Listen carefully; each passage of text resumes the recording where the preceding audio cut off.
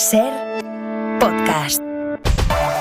Muy buenas tardes, les hablo hoy desde Vitoria-Gasteiz, desde el Palacio de Villasuso. Hemos venido hoy a la capital de Euskadi para juntar aquí a las voces que mejor nos pueden contar cómo se recupera y cómo se transmite la memoria a las nuevas generaciones. La memoria de nuestra historia más reciente, marcada por el terrorismo aquí en Euskadi.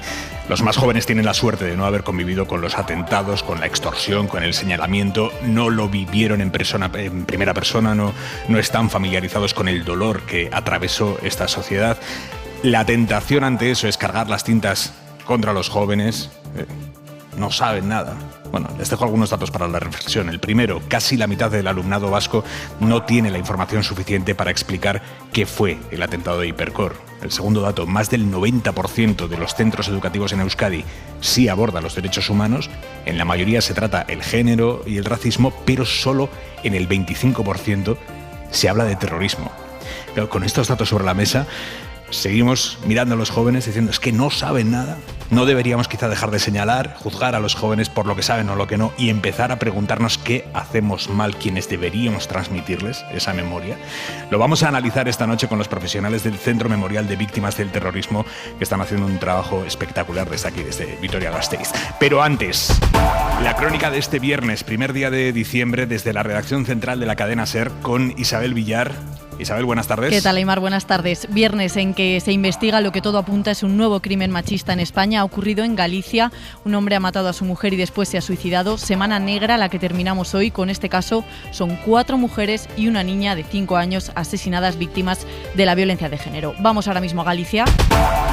Pero la foto hasta ahora está en la estación de Chamartín, en Madrid. Una avería que ya está solucionada ha provocado retrasos en los AVEs que unen la capital con Valencia y Murcia, y la estación es un caos ahora mismo con cientos de personas esperando ahí que salga su tren. En Chamartín, Arián Suárez, adelante. Buenas tardes. A esta hora cientos de personas se aglomeran en la estación de Chamartín a la espera de saber cuándo saldrán sus trenes. Sin apenas bancos libres, cargados de maletas y haciendo cola frente a los mostradores, muchos protestan por la falta de información por parte de las compañías. Vamos a Valencia y llevamos esperando 2 horas. No sabemos realmente cuántas horas nos van a tener esperando aquí o si lo van a acabar cancelando. Por el momento, muchos viajeros continúan llegando a la estación a la espera de coger sus trenes, aunque todavía sin saber una hora concreta.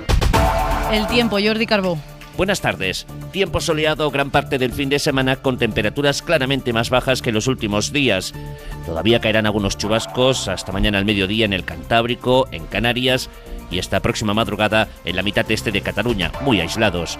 Mañana en general sol, con viento en los mismos sitios que sopla ahora mismo y temperaturas claramente más bajas, heladas en prácticamente todos los pueblos de montaña y en zonas llanas del interior. El domingo va a hacer más sol, con temperaturas más bajas. A última hora, chubascos en Galicia, Asturias y el norte de Castilla y León. Ahí media hora 25 deportes. Jesús Gallego, buenas tardes. Buenas tardes. Rafa Nadal ha anunciado que reaparecerá a primeros de año en el torneo de Brisbane, previo al Open de Australia. Hoy tenemos Liga de Fútbol, se inicia la jornada con el partido Las Palmas-Getafe y también juega la selección femenina española, la campeona del mundo, a las 9:30, partido de la Nation League ante Italia. Empieza ahora 25. En Sigüeiro, en Coruña, la Guardia Civil investiga si un hombre de 88 años ha matado a su mujer de 80 con movilidad reducida apuñalándola y después se ha suicidado. Ha ocurrido en su casa, un familiar ha encontrado ahí los cadáveres. Radio Galicia, Fernando Becerra. Los cuerpos de la pareja de octogenarios han sido localizados esta mañana en su domicilio. La principal hipótesis con la que trabaja la Guardia Civil es que se trata de un asesinato machista. El hombre de 88 años habría apuñalado a la mujer de 80 y con movilidad reducida y después se habría suicidado. Fue la nuera de ambos, que iba a atenderlos a diario, quien encontró los cadáveres que tenían signos de violencia. La puerta de la vivienda no estaba forzada ni se apreciaban indicios de que alguien más pudiese haber intervenido. Los fallecidos llevaban pocos meses viviendo en Sigüeiro, una localidad cercana a Santiago. De hecho, ni tan siquiera se habían empadronado. De confirmarse como asesinato machista, sería el tercer caso en Galicia en este 2023. Y serían 55 las asesinadas este año por sus parejas o exparejas, 4 de ellas esta semana, además de la niña de 5 años a la que mató su padre. Ha estado en Hoy por Hoy Ana Redondo, la nueva ministra de Igualdad. Se reunirá la semana que viene con el ministro de Interior, Grande Marlaska, para analizar qué ha fallado en los últimos casos que estamos conociendo, porque víctimas como la de Sagunto o Carabanchel en Madrid habían tenido medidas de protección. No podemos defender a todas las víctimas en todo momento, pero tenemos que ser conscientes de dónde se encuentran los fallos del sistema, dónde la coordinación no es suficiente y dónde hay que mejorar. Redondo ha puesto también el foco en que las mujeres, o si ellas no pueden, sus entornos, tienen que denunciar más, algo que ella misma reconoce que no siempre es fácil. Las mujeres denuncian, pero no denuncian todo lo que deberían denunciar, tampoco los entornos, y esto es muy importante porque muchas mujeres viven en una situación de absoluto horror, de absoluta angustia, y es muy difícil exigirlas que denuncien. Tras 7 días de tregua, vuelve la guerra a Gaza. Solo hoy han muerto 178 palestinos por los ataques que Israel ha reanudado en cuanto ha expirado la pausa. Ataques como estos, Qatar, mediador en el conflicto, asegura que las negociaciones continúan para intentar retomar la tregua, pero el ministro de Finanzas israelí lo ha descartado ya esta tarde, diciendo que sería un error y una muestra de debilidad. Enviado especial de la SER a Jerusalén, Nicolás Castellano, buenas tardes. ¿Qué tal? Buenas tardes. Sí, desde el anochecer se han intensificado los bombardeos. Hemos visto muchos aviones de ataque israelí en la franja y también cómo descargaba la artillería. Intensos bombardeos que dejan de momento más de 175 muertos y más de 580 heridos. Desde dentro de la franja, Save the Children, a través de Jason Lee, ha puesto cifras infantiles a estas bombas. We are now at a point where one child is indeed killed every 10 minutes.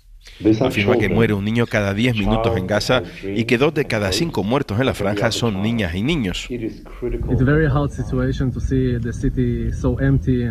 Un alto el fuego que se rompía esta mañana, según Israel, porque Hamas lanzó primero un cohete sobre Sderot. Hemos estado todo el día en esa ciudad fronteriza con Gaza, donde Aviv asegura que se ha quedado vacía prácticamente. Sus 30.000 habitantes han sido evacuados y hasta ahora, Isabel, siguen sonando las sirenas antiaéreas en toda la zona. El gobierno trata de reconducir la crisis diplomática abierta con Israel, que ayer escaló unos cuantos peldaños después de que el ejecutivo de Netanyahu llamara a consultas a su embajadora en Madrid, indignado porque el presidente Sánchez expresara francas dudas acerca de si estos ataques en Gaza cumplen el derecho internacional. Eso fue ayer. Hoy han hablado Pedro Sánchez y el ministro israelí Benny Gantz, que ha sido quien ha levantado el teléfono. Conversación en la que Sánchez ha vuelto a decir que Israel es aliado, pero que España considera insoportable la muerte de civiles en Gaza. Así lo ha escrito el presidente en redes sociales. He hablado con el ministro Benny Gantz, a quien he reiterado que Israel es un socio y un amigo de España. Una vez más, he condenado los atentados terroristas de Hamas del pasado 7 de octubre.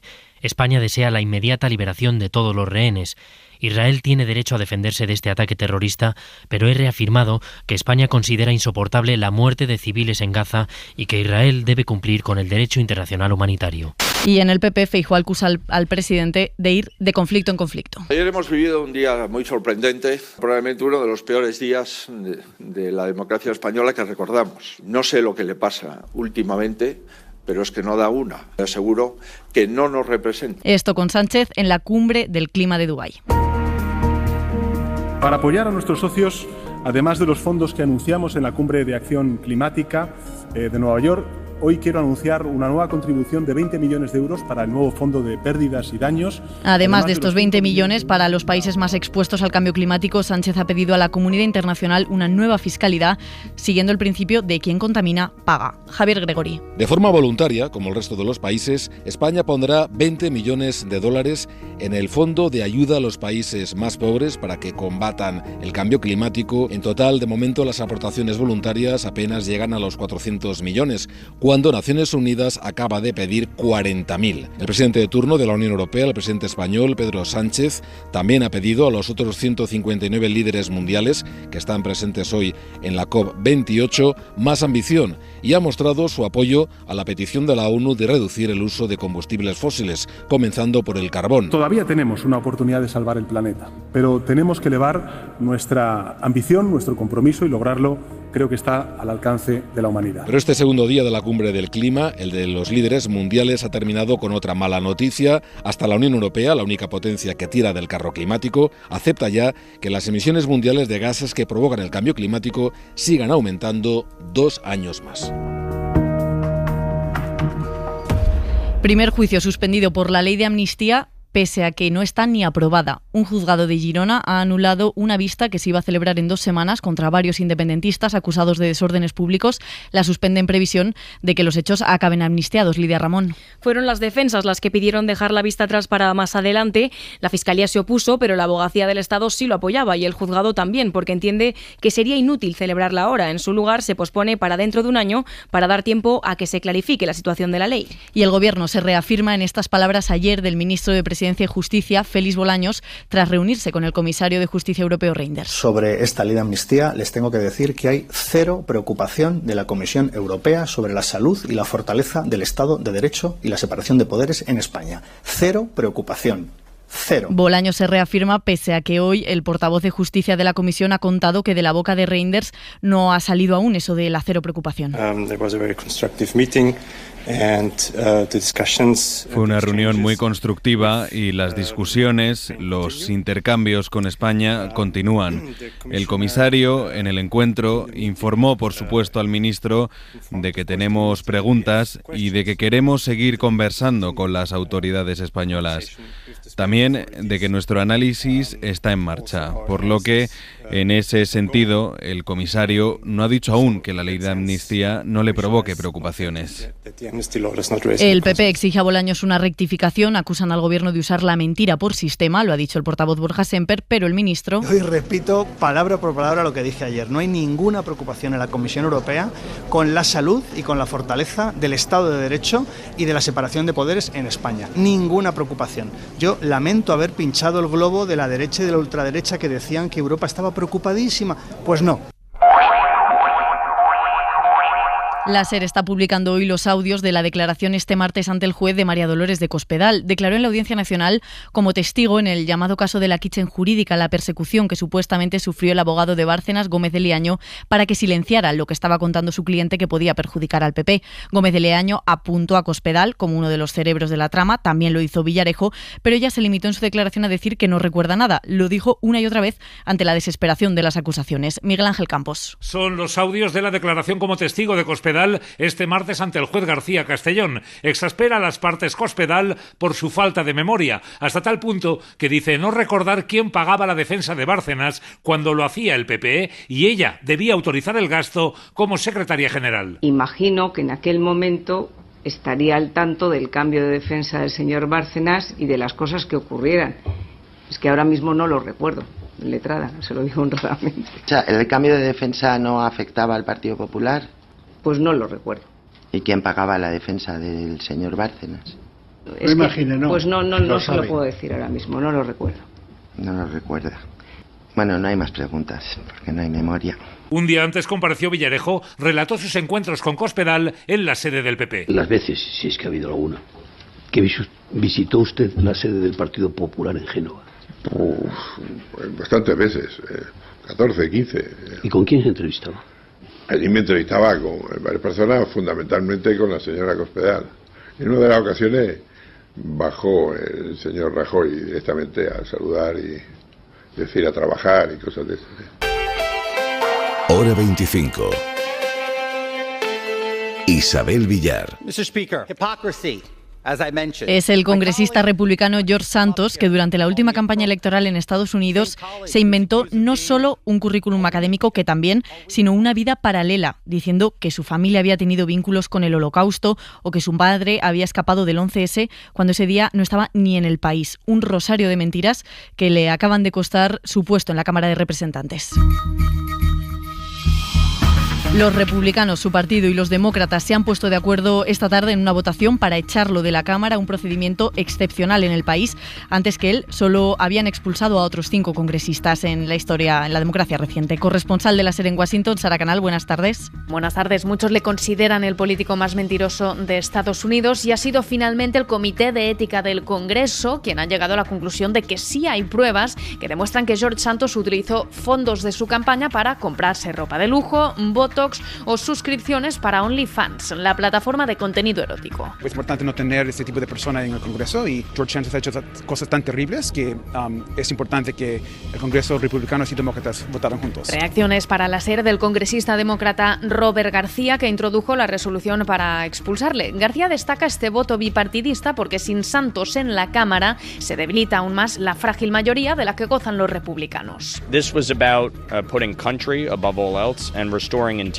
Hemos priorizado al país y restaurado la integridad de la institución, nos explicaba el congresista republicano Mike Lawler. Una restauración de la integridad, sin embargo, por la que no ha votado el presidente de la Cámara, el trumpista Mike Johnson. La mirada de Xavier Vidal Folk. ¿Qué les pasa que priorizan cualquier cosa, valor o principio a su particular acoso político? ¿Por qué anteponen lo que ven nuestros ojos, también los de sus electores, a sus designios de derribar al gobierno? ¿Cualquier cosa vale contra el sanchismo? ¿De verdad lo vale? Si Feijóo tuviera hijos asesinados por un bombardeo, o Tellado, o Ayuso, o Bendodo, si los tuviera incluso Semper, ¿también dirían entonces que las palabras de Pedro Sánchez confesando que albergaba dudas de que la respuesta al terrorismo de Hamás cumpliese el derecho internacional humanitario son inaceptables e inadmisibles? Recuerden, el derecho de la guerra y el derecho humanitario prohíben atacar como objetivo a la población civil. Eso puede constituir crimen de guerra, incluso genocidio.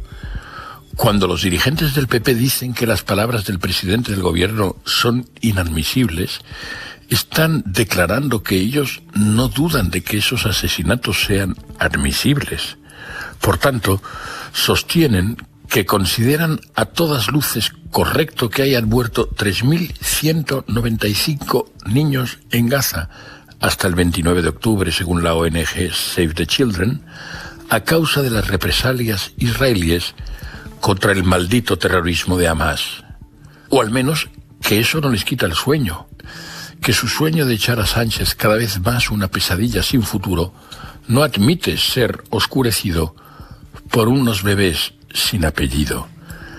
Hay que desear larga vida a todos los hijos y defender sus derechos. Es inmoral traficar políticamente con la muerte ajena, sean las víctimas de ETA o las de Hamás. Hacerlo quizá no sea terrorismo verbal, pero causa terror a quienes creímos algún día que el PP era la derecha civilizada. Dejen al menos descansar en sus tumbas inertes a los bebés despedazados. No es verdad que su muerte sea justa. Para no perderte ningún episodio, síguenos en la aplicación o la web de la SER, Podium Podcast o tu plataforma de audio favorita.